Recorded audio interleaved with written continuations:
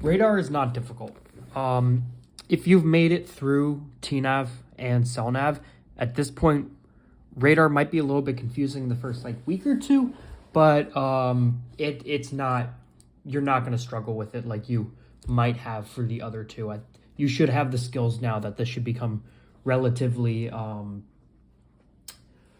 intuitive. And I'll try and connect it back to other concepts that we've learned in the past that really do lead to radar being a direct one-to-one analogy for other things we've learned. Before we get into that, though, the very, very basics, the stuff that I'm certain you've already know before. Radar is a tool we use for navigation and for contact management.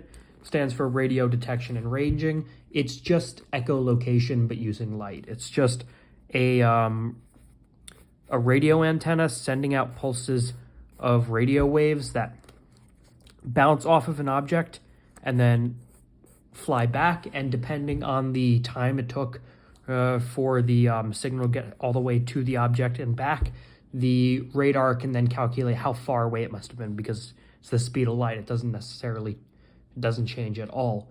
And then by doing this in all directions, changing it for commercial radars by just rotating in a circle continuously, and for certain more advanced ones by just blasting out in all directions at once, they can then tell you both how far away something is and its exact bearing to you. This is useful in a navigation sense because it can actually, as a result, create a picture that could look relatively the same as what your chart layout would look like. That way you have another means of telling exactly or approximately where you are. Or if your chart looks like this and then you went to your radar, you should see essentially the same picture on your radar, just a little bit fuzzier. It just gives you a good way to double check what your GPS or your terrestrial navigation is telling you. Additionally, though, and arguably more importantly, because you have other means of navigating coastwise, but more importantly than that, you could say is contact management. When you're coming into a close quarter situation with another ship, potentially the best or only means by which you'll know about it is through radar, either if there's fog or if it's far away but coming right at you. Radar is probably going to be the first thing that you take note of. And while you're supposed to keep your eyes out the window, you're supposed to navigate by eye, and if you're going to change course for a contact, you're going to do it by looking at that contact and just taking its stern. Everything should be backed up by radar. It's the most effective way to double check yourself on that sort of thing. In that case, you might be in the center of your radar scope and you'll just see a little blip out in one direction, and you could watch that blip come in towards you if the ship is approaching you. What's important to note about this, however, is it's not a chart, because on a chart, the chart is centered and stabilized off of the Earth itself, and you're just moving as some free body on it that really has no bearing on what defines everything around it.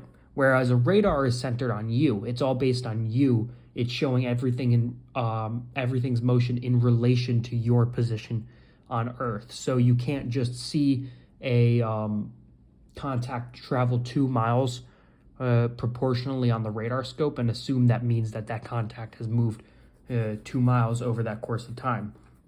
There are conversions you have to do. Now, modern radars, not just modern radars, any radar since the 90s has had a system called ARPA that is essentially just a calculator that can do this for you. And as a result, those radars can tell you exactly what information you need. The contact's true course, its true speed, how long it is until it's going to get to its closest possible point with you, and how close that point will be. But before that, all it did was displayed the target. It didn't do any of those calculations for you. And so at those times, from the invention of radar, which was right around the beginning of World War II through till the 80s, mariners had to do this on their own. They had to be able to contact or calculate this information by hand. And that's where something called 1 second. A maneuvering board came into play. I'm gonna have a separate video on just going over these because there's technically 2 different types, and depending on where you're watching this from, you might have a maneuvering board or you might have a radar transfer plotting sheet. They do the same thing. They accomplish the same job and they look pretty much the same. But what this is this is a worksheet that you can transfer over the information you get from a radar onto this and then plot it like you would a universal plotting sheet. But in this case, for the purposes of contact management, for actually doing the work to calculate where contacts will be going relative to you and how you can change course or speed to manipulate that relative motion of all of those contacts. There are going to be a couple hiccups in all of this because whereas everything I've gone over so far has been relative specifically to the maritime industry and to the academies, I did end up going into the Navy, and the Navy uses these plotting sheets just as much or significantly more than the Merchant Marine does. And there are differences. For one difference being that the Navy uses primarily maneuvering boards, and at least at my school we were using plotting sheets or radar transfer plotting sheets. And there's a couple other minutia that differs between the 2 sides.